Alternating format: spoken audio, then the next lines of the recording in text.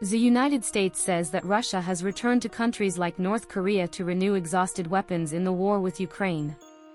The United States announced sanctions against a Slovakian man working regulate a weapon selling between North Korea and Russia because the war in Ukraine was forcing Moscow to access military goods. The U.S. Treasury said in a statement on Thursday that Russia has applied sanctions as part of Russia's effort to restrict the ability to change military equipment lost on the battlefield. Treasury Secretary Janet Yellen in a news bulletin, Russia has lost more than 9,000 heavy military equipment since the beginning of the war, and partially multilateral sanctions and export controls. Putin has become increasingly desperate to change them, he said.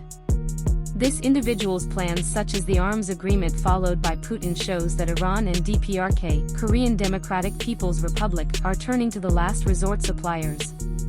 Shortly after the sanctions were announced, the White House expressed his concerns that North Korea would provide more support for Russia's military operations against Ukraine. National Security spokesman John Kirby told reporters, "We have new knowledge that Russia is actively trying to acquire additional ammunition from North Korea." As Russia dragged Ukraine's expensive invasion, the United States continued its efforts to isolate Russia economically and diplomatically. With this, Russia benefited from continuous relations with countries in the world that saw it as an important allies and trade partners. Yellen said the U.S. will continue to demolish the efforts of Russia from countries such as North Korea to avoid sanctions and buy military equipment.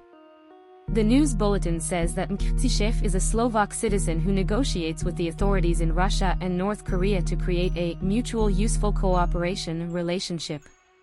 From 2022 to the beginning of 2023, Treasury said that Mkrtyshev organized North Korean officials to provide more than 24 weapons and ammunition for Russia.